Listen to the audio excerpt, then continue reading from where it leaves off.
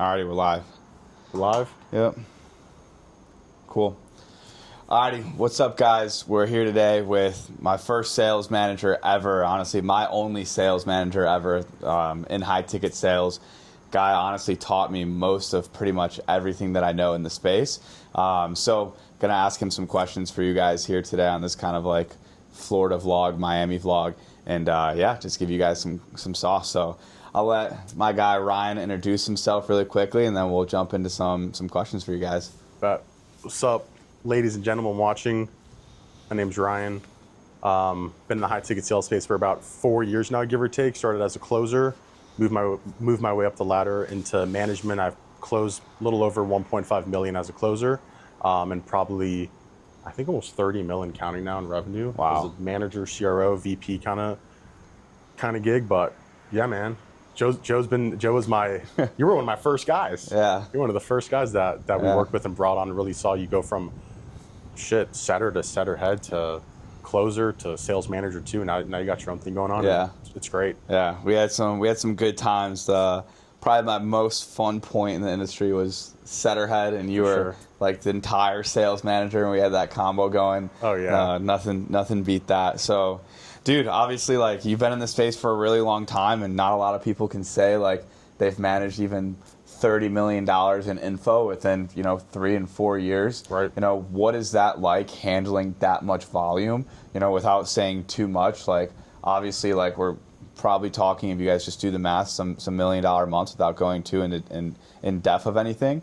But like, what is it like handling that amount of volume when most people are used to like 50, 100K month offers, right. But like we're talking in the big leagues here. Yeah, it's tough, honestly. I mean, probably the biggest thing is like just like consistency of like personal self showing up every single day, and like making sure that I'm dedicated to my own craft. From the business side of things, there's just the high ticket sales space in general. There's so much nuance on a month-to-month basis, right? 1 month you do 1 mil, the next month you do 1.5, month after you drop to 600K because your CRM went down, or you lost the payment process, or one of your closers went on a vacation for 2 weeks and you had a key man risk on in that team specifically. Yeah.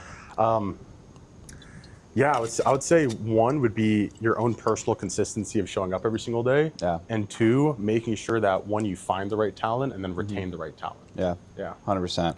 Now, one thing I could say about you, like without glazing, is like you're probably one of the best people I've met at training reps from scratch. And honestly, I think that's why I'm so honestly good at it, especially with my program and Sales Team 6. Like, all of the guys that I've had have gotten really, really good results. And, I've honestly seen the stuff that I've learned, like going in and managing other offers and talking to other people in the industry. Like, not a lot of people know what we know. For you, let's talk like new reps, because I know how often do you look and try to source and hire new talent? All the time. Yeah. I mean, it's always hiring season. Yeah. Right? Because not only when it comes to scaling a team do you need more reps to hire, but just on a consistent basis, you always want to be aiming to churn like 5 to 10% of your team. Yeah. Right? The bottom performers. So you're always in that realm of just, interviewing people, making sure you find the right person, making sure they're, the right fit. They understand exactly what they're getting themselves into, and then, replacing that bottom individual and just increasing the rest of the standard of the team. 100%. Yeah. What do you look for when you actually are interviewing reps, though? Yeah. Well, for me specifically with one of my teams, right, not to mention the offer owner name, but even including myself, like I work 7 days a week for the most part. We all operate out of Eastern Standard Time. So I obviously want to find someone at least that can do the time, right? A 6-day work week at least.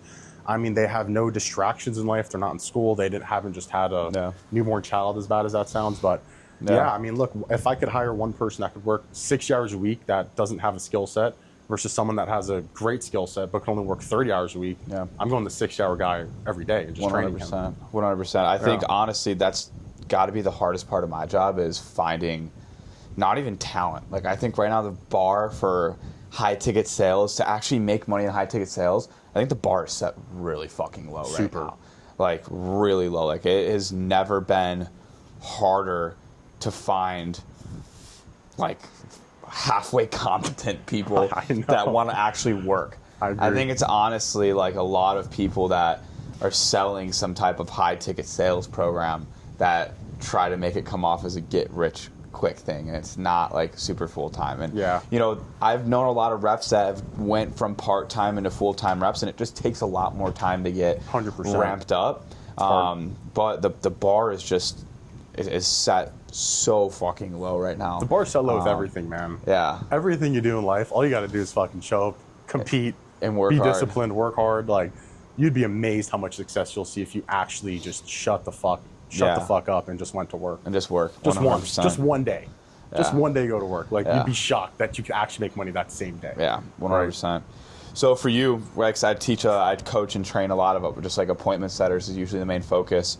And, you know, we have a very, very similar style. Learned a lot from you. Yeah. For you, like, if you can say, like, going into it, like, let's say you're going to bring on a brand new rep, pretty fresh, basic training, doesn't know stuff the way that we know it. What's the first thing you want them to understand about a setting process or any type of framework or line of questioning? What would you say is the, obviously don't want to go into like too much of like your framework, stuff like that, but what would you say is the most important part of any setter on any offer to understand to be a good appointment setter? The first thing I'd say for sure, especially with, you know, if you're in some sort of like paid ad funnel, Yeah. right, where you're taking warm inbound leads, is one, don't get sold. Yeah. Right. Every lead you speak to is a liar until they buy. I agree. That's just a fact, right? I don't Yeah. care where you come from, what you say. They're a liar until they buy. That's one. Two, you just can't be that nice. Yeah. Like human instinct and just psychology of a human. Like, you want to be nice to people and convince them, and that's people think you build rapport. Rapport comes from being viewed as a trusted expert in the space. So if you have authority, you're not too nice to someone, you're a pushover, you make them realize like, hey, what you're doing now isn't going to get you to your goals, and that we have the answer you're looking for. The odds of that prospect now showing up and closing are just going up so much higher. Yeah. I mean, those two things is really what I'd say. Like, right, the authority, like not being too nice. Speed to leads a huge thing. Huge. Right, like how quickly can you actually get to these leads, and then just understanding the framework. Yeah. Like, cheat off the people that you work with. Like, most of the time you're going to be on an offer that has a CRM.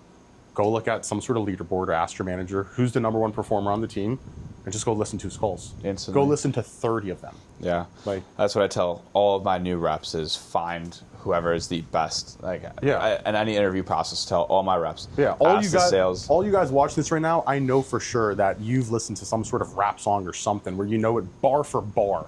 You know it verbatim because you've listened to it 100 times. You're a new hire, go listen to a sales call 50 times, Yeah. 100 times. Same thing's gonna happen. 100%. Yeah, I agree. It's not that hard. I agree. That's what I tell a lot of my guys. The biggest thing that I think I've personally seen that I think is a really, really important part of the setting process that I've seen not a lot of other teams do. Like, dude, after managing and taking over probably, you know, in the last year now since I've been doing my own thing, I've honestly probably managed 12 to 20 different sales teams, like kind of come and go. Some of them are some organic launches, pump and dump, like those kind of things. But after a handful of all kinds of niches and taking over old sales teams from old sales managers that were great high ticket closers, best in the space, and like I've taken over teams from some of the biggest names in the industry, like some of the biggest names. And I've went in and looked at the CRM, like brutal CRM, I brutal like setup, brutal pipeline opportunities, statuses, like in just back end systems, but also just frameworks and process. Like, you know, like we follow, I follow a very specific like process for, you know, sales process. But when it comes to script, the main thing is like there's no like pain driven questions from setters, or what I preach is situation awareness. I think that is such a big part of a setting process to where the setters, I tell all my setters, like, you guys are like mini closers. Like, Your time closers. Exactly. Yeah. Like, the best thing you could do to do your job is like have the fucking lead pretty much closed going to the closing call. Right. You know, at the end of the day, all you can do is that. Like, you can't collect the cash, like that's the closer's job. But if you do your job good enough, you're a mini closer, and you know, a 10 to 15 minute conversation with someone, you know, and sometimes on a paid funnel, maybe even a little bit longer conversations. Do as much as you can to have that person like like on the edge of their seat. So when they go to that closing call, they're closing. You know, and that obviously only works so if you're booking calls within, you know, usually 24 hours. I go to so many teams where the fucking calendar is open for 7 days, and yeah, you have a conversation with someone, you know, it's going to disappear out of their head within probably the next 3 hours, honestly. Probably faster. One big thing, like one time Ryan mentioned to me a long time ago when we were working together, teaching me how important it is to speed to lead and just a part of psychology. I remember you said to me, you're like, Joe, let me ask you this. You're like, you scroll on Instagram today? You scroll on Reels? I was like, yeah. And he was like, what's the last reel? Like, how long ago was that? I was like, probably like 30 minutes ago, like before we FaceTimed. And he was like, what's the last reel that you watched? Or tell me one reel that you watched. And I couldn't even tell him. Yeah. Like the attention span for humans is so quick. And I see so many teams lack with speed to lead and booking calls 5 to 7 days out and wonder why your show rate is sub 50%. I don't know.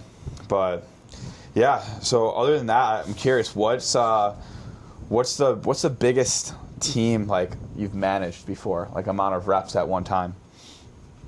Well, it's probably spread out between 3 different actual like funnels, I guess you could say. Probably close to 50. Wow. 55. Wow. Something like that, yeah. I mean, I had some, you know, management along the hierarchy. Yeah. Yeah, it's a lot of bodies. What are the, and I want to ask you a lot of appointment setting questions because a lot of people that are watching this probably are. Good, I love setting. Intro, me too. It's the heart of the business. It literally is the fucking heart. I think it's harder than closing, honestly. It is. Yeah. Here's the thing is, you know, a lot of people watching this are a lot of the high ticket sales guys that are great closers, this and that, like, they've usually never worked on a paid traffic offer.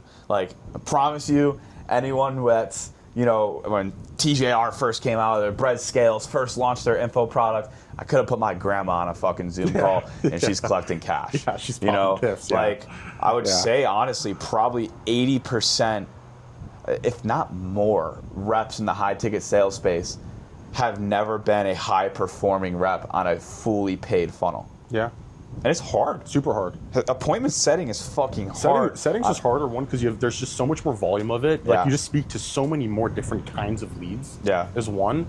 And when you're a closer, you're speaking to the ones that went through the sift. Yeah. Right? You went through the sift, like you put a bunch of mud on that sift, you sprinkle some water on it, you shake it out. There's just gold at the bottom. Yeah. That's the only thing they see. Yeah. And even those closers complain. Oh, the leads aren't good enough. Yeah, they do. Oh, the call's not NGMI. Yeah. Try setting for a day. Yeah. And come holler at me. And you would know firsthand. I mean, you started as a setter. Yeah. You would know better. You know better than me. I was never even a full-time setter. I've sat for a few days in my career, but never full-time. I respect I tell everyone, you know, and I think that's why, like, a lot of my students, honestly, before they join, like, my program, or just for me in general, is because, like, I'm overly honest with these guys. Like, there's a lot of people that teach, like, strictly, like, high-ticket sales and stuff, and it's just such kind of just BS. Like, you know, I tell these guys, like, hey, like, this is hard. Like, hey, you're probably not going to go make $15K a month as a setter in your first month. I was like, probably make $4 to $7K, or, you know, I've had setters make $10K in a month before, but, like, it's hard work. But sure. I will say, I truly do think for anyone that's wanted to make money online, I think appointment setting has to be the best entry-level way to start making money online. Lot. Yeah, it is like, it's literally like what do they call marijuana? Like the gateway drug, or what's it called? Yeah, the gateway drug. Is that what they call it? That's literally appointment setting for making a ton of money. Yeah. You know, like my first month, I think I made $1,300 setting, and then month 2, I think I made like $3,000, and month 3, I made $13,000. It's the most money I've ever made in my entire life. Yeah. This appointment setting, I mean, I was working 12 to 18-hour days, but, you know, at even 21 years old, like it was amazing for me. Ton of money, yeah. You know, and I have a 19-year-old kid in my program right now. It's making $10K a month setting. He's crushing it, but he's also is working like probably 15 hours a day. Closing is also just very glorified, dude. I mean, even my first 3-4 months when I was a closer too, I mean, the product I was selling was $500. Yeah. I was working 7 days a week, a ton of volume. I mean, my progression maybe was started a little quicker than yours, but first month I made 3,800, second month maybe 5, third month maybe 8, and then the fourth month I popped like 18K. Yeah. I was like, holy shit. It's crazy. Yeah. Closing is where, you know, that's why I usually, that's why I don't train closers off rip. And actually, yeah, we'll cut that out. I don't want to go too much into that because I don't want to go against like what you guys have or cross that. It doesn't matter. Where was I going with that? But yeah, so no, closing. I genuinely think, closing is the point to where like you appointment set for anywhere from like probably like 4 to 8 months. I'd say is a good range to like want to move up into a closer unless you're really good. If you're a top performing setter and you're doing setter takedowns and there's some people that are better setters than closers though. For sure. That's the thing. Like I've met some guys that might be a little bit more shy. They're not the best on camera and talking to someone face to face and like I think we've even talked about it. Like we've known plenty of those guys. Like I've known guys that have been appointment setting for 3 years and like they're honestly they are just good though. They make good money closing or appointment setting.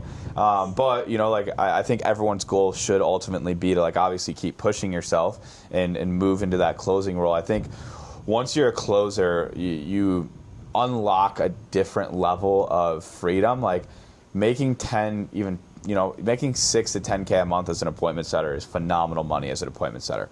But you're like top 1% setter. Yeah, you're top 1% setter without a doubt at 6 to 10K a month. Uh-huh.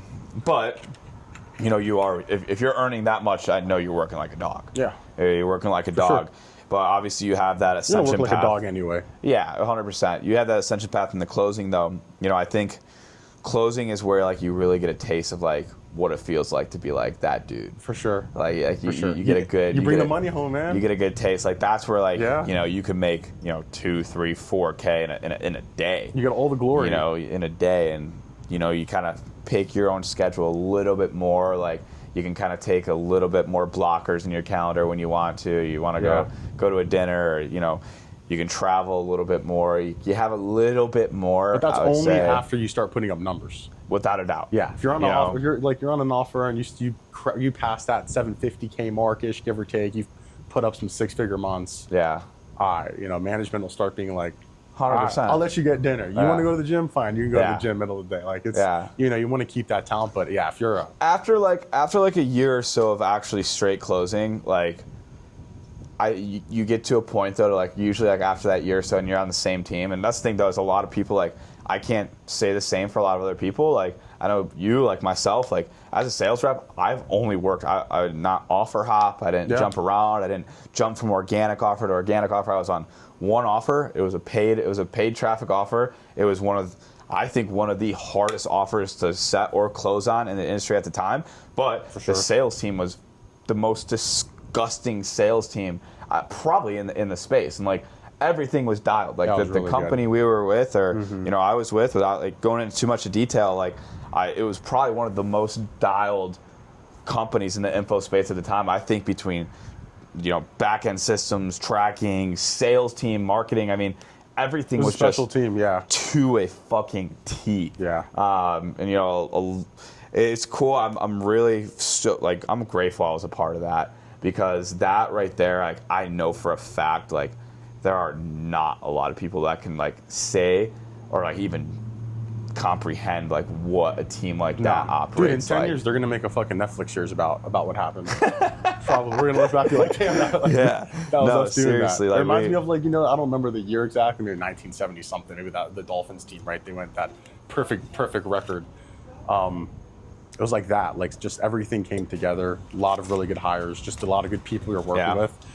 And just when money was flying in right now and that revenue per rep goes up, crazy things happen. Yeah, it is crazy. A lot of people don't understand like what it takes to be at such a high level in the space. But yeah, I forgot where I was going before that, honestly, where I was going into. Went off track. Yeah, I know. I was going into something good though. You got to stay on it, man. You're leading the ship here.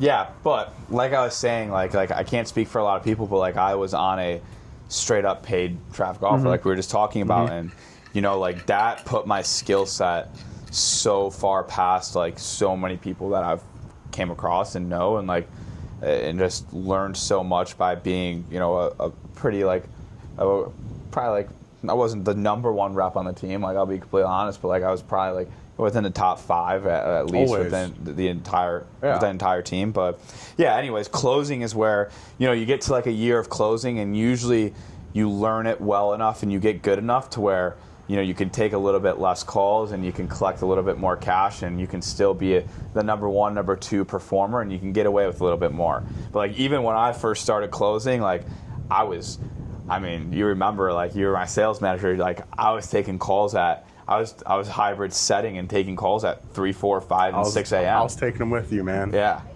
Anyways, We got sniped. We just got sniped. that was crazy. But anyways, no, like I was saying is like once you get to that point of being a closer and you've been doing it for a long enough time, like you can get away with a lot more. But like when I was first closing, like I remember I was closing 5K pips at 5, 6 a.m. at my parents' house, and I was taking every single call I could possibly get my hands on. So I think the biggest takeaway to take away from all of this kind of stuff, and the biggest thing I just try to tell people is I think people get into high ticket sales for the wrong reason. It's not a cheat code like people make, like the e-com, the drop shipping, all the get rich quick models online. If that stuff even actually happens. Yeah, it doesn't. It's all fake, Of course. But yeah, it's just sometimes I think people get into the industry for the wrong reason. But you could seriously create a really good life for yourself. I mean, look at us right now. Sure. If you just work hard, but you're working more than you would at a 9-to-5 job. I wouldn't have it any other way. I wouldn't either. Yeah. It's one thing Mark Cuban said, like, obviously we're making way fucking more than we would if we were at a 9-to-5, but that guy always says, like, I'd rather work for myself making $40K a year than working for someone else making 200 or whatever he said. So, Fact. yep. I agree. But yeah, I guess kind of ended things off, man. If you had to give one piece of advice to, a new rep or someone thinking about or trying to break into the space, or even let's just say a new rep, like a new rep that just got started in the space and truly does want to do well and is willing to do what it takes, like what do you think the biggest just piece of advice you would tell them or even tell yourself when you were first starting? Yeah. Have they ever done sales before? Let's say they're brand new. Let's say they just got into sales coaching. They just started, and they're brand new. They're fresh. Yeah. I would say initially set your goals high, but your expectations low, because your first fucking 14 to 21 days on whatever offer or team or training you go into right when you start, you're gonna eat so much shit, and you're gonna want to quit so fast, and you're gonna be like, there's no way these goals I just set for myself are going to be attainable anytime soon, and they won't. You're going to have to grind for the 12 months, 16 months straight, and you're going to have really small months and then big months. Maybe it's going to peel back down, pick back up again. It's kind of like a new stock, right? If you pull up Robinhood, go to click on the 5-year view, starts off at like $5, then it'll go up to like 10, 15, 20, drop back down to 10, go back down, and then 5 years later it's at trading at 150, 200. It's like the same concept, It's kind of like what happened in my net worth, This is like literally the same exact. No, it happened to me too, dude. Yeah, seriously. So that's what I'd say. High goals, low expectations initially. Really focus on just getting good at your skill. Like, don't get demotivated. Make sure you're selling good shit around good people, and just honestly have some attention to detail. Like, listen to what people tell you. Like, look at the CRM, like a serial killer, and everything will take care of itself from there. Yeah. 100%. Yeah. Well, dude, appreciate you giving some sauce to the sure. YouTube, and hope you guys enjoyed it. Sure, bro. Thanks for having me. Of course.